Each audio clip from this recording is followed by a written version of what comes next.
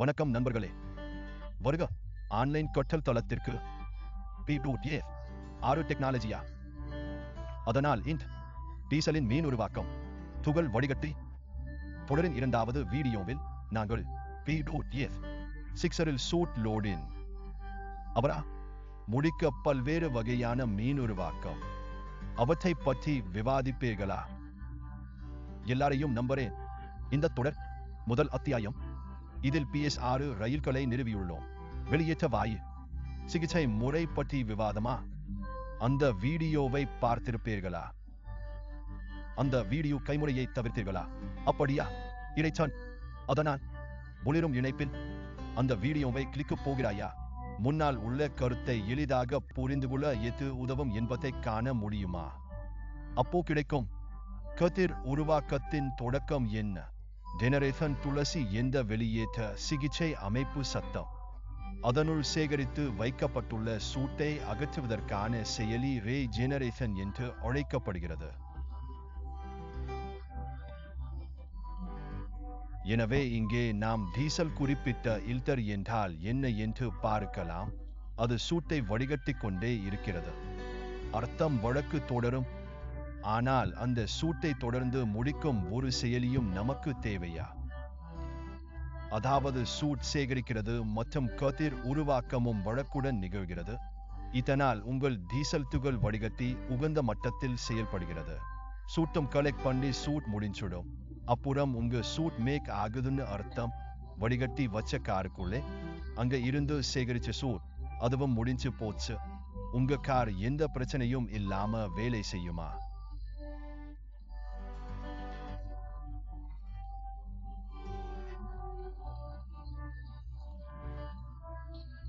எனவே DBA physical capture பற்றி நான் முன்பு விளக்கியது போல் டிபிஏ துகள்கள் எக்ஸாஸ்ட் வாயுக்களில் இருந்து மெயின்லி சூட் எது என்பது D.P.A எந்த சூட்டை கைப்பற்றுகிறது. D.P.L தி சூட் சேகரிக்கும் செயலியை சூட் லோடின் என்று அழைக்கின்றனர். அதாவது சூட் D.P.க்கு ஏற்றப்படுகிறது, அது சேகரிக்கப்படுகிறது, வாகனத்திற்குள் லக்கேன் ஏற்றப்படுவது போல. மேலும் D.P.க்கு ஒரு வரம்பு வரை மட்டுமே காரில் பொருட்களை ஏற்ற முடியும். காருக்குள் அதற்கு கூட்டமாக இருக்காது. இது போன்ற ஒன்றுக்கு மேற்பட்ட வரம்புகள் D.P.க்குள் வழக்கு சேகரிக்க முடியாது. எனவே அத்தகைய செயலியை பயன்படுத்த வேண்டும். இதனால் சேகரிக்கப்பட்ட வழக்கும் முடிவடைகிறது. எனவே ரீஜெனரேஷன் என அழைக்கப்படும் செயலி பின்னர் டிபிஏ ஏற்றப்பட்டது. சூட் உள்ளே சேகரிக்கப்பட்ட சூட்டை அகற்றி அடிக்கடி எரிக்க வேண்டும். கதிர் உருவாக்கம் செய்ய வேண்டும். எனவே இப்போது வெவ்வேறு வகையான கதிர் தலைமுறை செயலிகளை புரிந்து கொண்டீர்களா? இதுவரை வீடியோவில் சூட் என்றால் என்ன, ரே தலைமுறை ஏன் முக்கியமானது என்பதை கல்வி பெற்றுள்ளீர்கள். ஆனால் இப்போது எத்தனை மீனுருவாக்கம் செயலிகள் உள்ளன? அதை எப்படி செய்வது? அது எப்படி செயல்படுகிறது? காரில் என்ன விளைவு ஏற்படுத்தும் என்பதை காண்போம். இப்போது எத்தனை வகையான பகுத்தறிவுகள் உள்ளன என்று பார்ப்போம். கதிர் தலைமுறை அடிப்படையில் 2 வகை: செயலற்ற மீனுருவாக்கம் மற்றும் செயலில் மீனுருவாக்கம். இந்த இரண்டின் இடையிலான முக்கிய வேறுபாடு, செயலில் மீனுருவாக்கம் என்பது மீளுருவாக்கமாகும். இதில் சூட்டை அகற்ற நாம் சூட்டை எரிக்க வேண்டும். டீசல் வேணுமா? அதாவது டீசல் உங்கள் வெளியேற்றத்தில் தெளிக்கப்படும். இதனால் அது வெளியேற்ற வாயு சுத்திகரிப்பு அமைப்புக்குள் சென்று அங்கு குவிந்துள்ள வழக்கை எரிக்கிறது.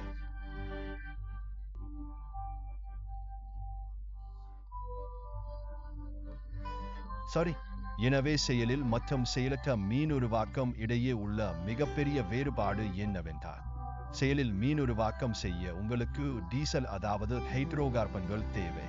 நீங்கள் வழக்கு முடிக்க சரி மற்றும் செயலற்ற மீனுருவாக்கம் எந்த டீசல் ஊசி செய்ய வேண்டும். செயலற்ற மீனுருவாக்கம் ஒரு வழக்கமான செயலியா?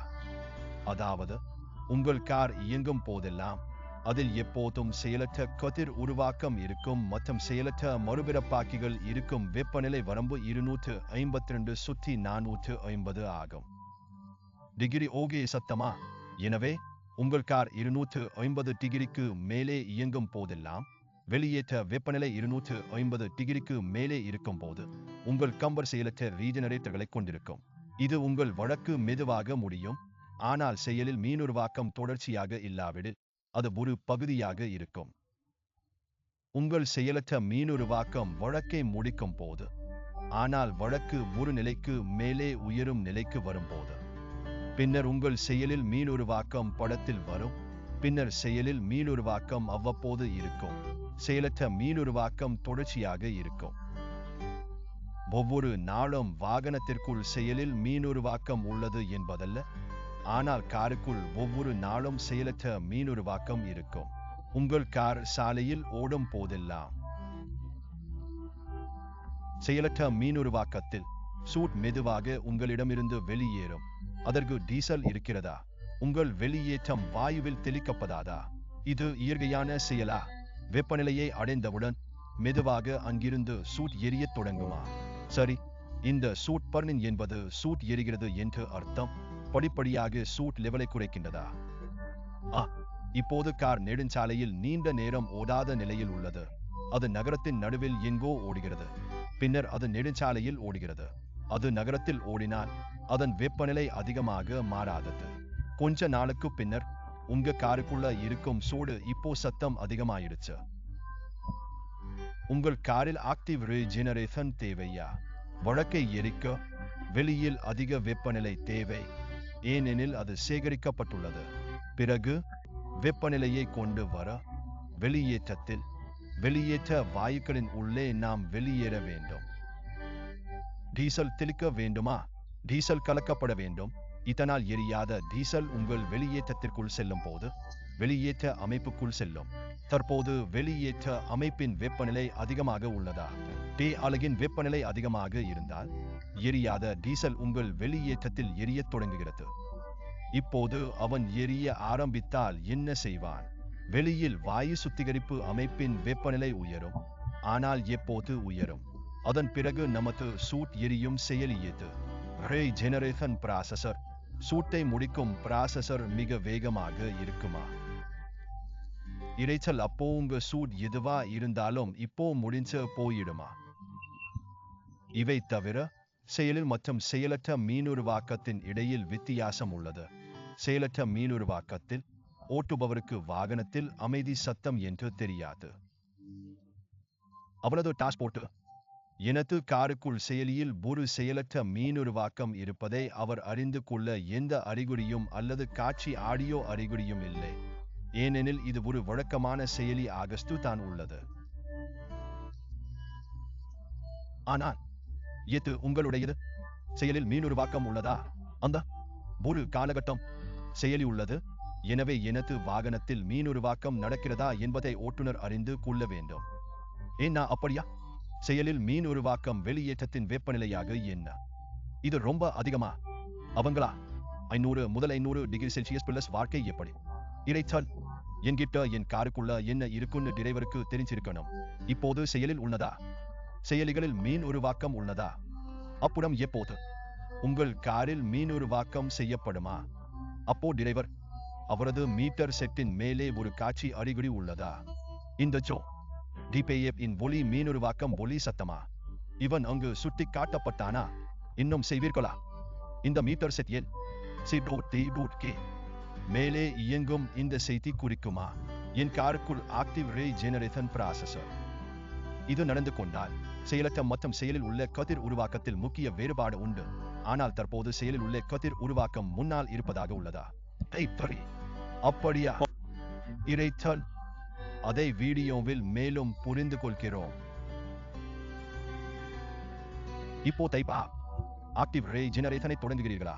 முதலாமவர் எங்களை தடை செய்யவா? மீட்டர் செட் கிடைக்குமா? விளக்கு டிஜிஸ்கானில் கிடைக்கும் தொகுப்பு வெகுதன மதிப்பின் அளவுருவை பார்க்கவும். இரைச்சல். எனவே மீட்டர் செட்டில் இந்த விளக்கு டிபேஎப் விளக்கு மற்றும் மூவர்ண விளக்கு. இந்த விளக்கு 3 வெவ்வேறு வண்ணங்களில் எரிகிறதா? கண்ணுக்கு தெரிகிறதா? பச்சை, ஆரஞ்சு அல்லது சிவப்பு நிறத்தில் இருக்குமா? அதை நீங்கள் பார்ப்பீர்களா? இந்த 3 வண்ணங்களில் எதில் இந்த விளக்கு பச்சை, ஆரஞ்சு அல்லது சிவப்பு நிறத்தில் எரிகிறது? இது காரின் உள்ளே உள்ள சூட் அளவை தீர்மானிக்கிறதா? அப்போது பி இல் டெபாசிட் செய்ய வேண்டிய வெகுஜன இரைச்சலுக்கு ஏற்றதா? அந்த சுமார் எத்தனை கிராம் காருக்குள் டெபாசிட் செய்யப்பட்டுள்ளது? அந்த மதிப்பை மீண்டும் செய்யவா?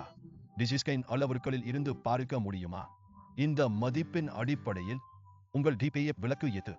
அது அவன் நிறமா, ஏமாற்றமா? இனி எவ்வளவு சூட் வேல்யூ இருக்கும்? என்ன கலர் பே விளக்கு? ஏன் இருந்தால் இரைச்சல்? வீடியோவில் இதை மேலும் ஆராய்ந்தார். 3 வெவ்வேறு வகையான செயலில் உள்ள கதிர் உருவாக்கம் உள்ளன.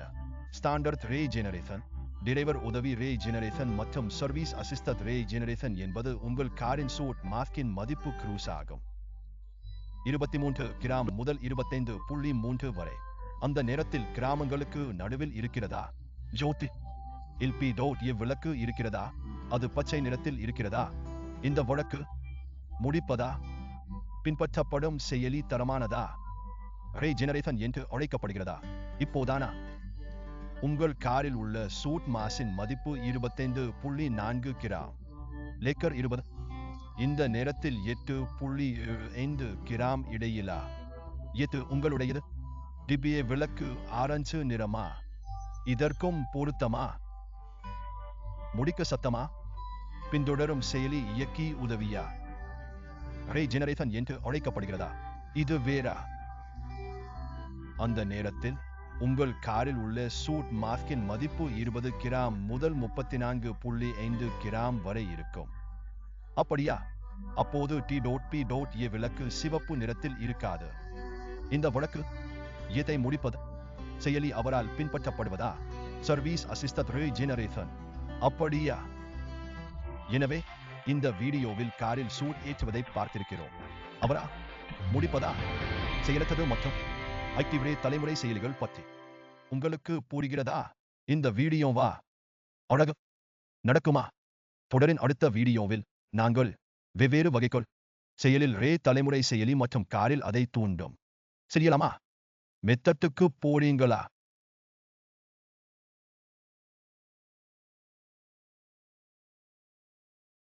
கெஸ் ரோட் எம் ரோட் எல் சிறந்தவராக இருங்கள்.